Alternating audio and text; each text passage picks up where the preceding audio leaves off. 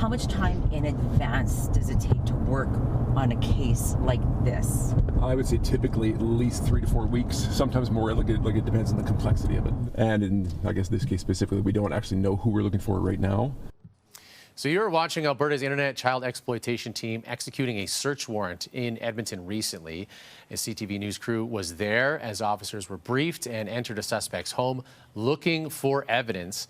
And in that video, you saw Constable Stephanie Bosch, who is part of the Alert Child Exploitation team.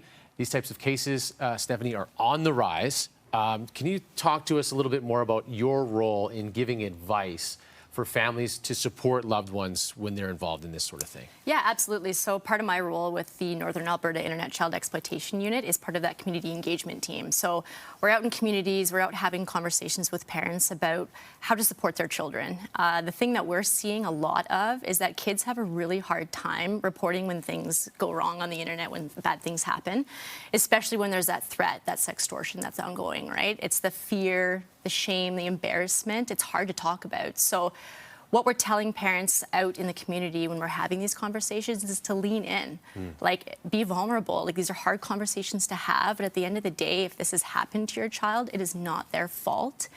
You need to support them however you can. So it is hard to have that conversation. Yeah. There's a lot involved. What is your advice to parents when they want to lean in? Yeah, absolutely. I mean, first and foremost, I would say, like, put yourself in their shoes. This is something that we didn't grow up with. Like, we didn't grow up with the internet. Totally different.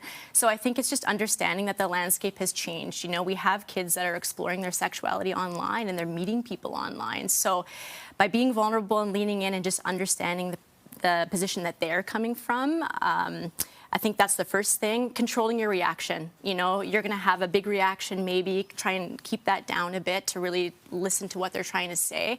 And then some practical steps that you can take if this has happened online is to stop the communication. Don't send any more pictures, don't send any more images, and then report it to the police. We ask that parents don't delete the accounts because it is helpful for us to have that evidence.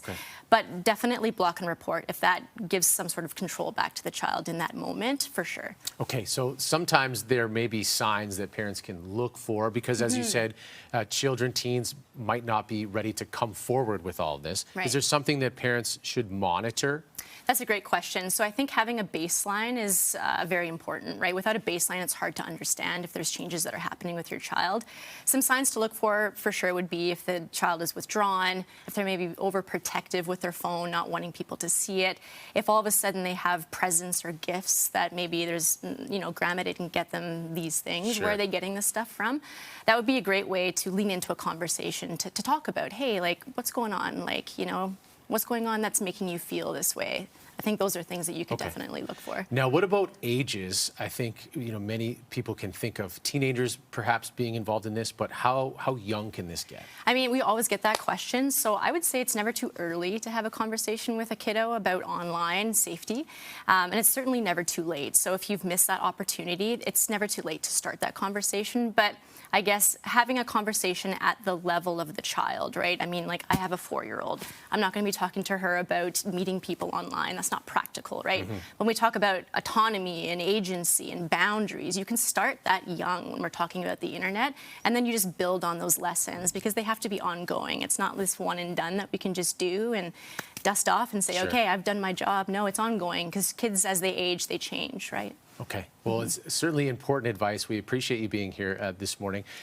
Tonight at 6 o'clock, you can go along with Nicole Lampa as she reports on that search warrant we showed you to see what it takes to catch alleged suspects hiding behind screens in our own community. So that is tonight on CTV at 6.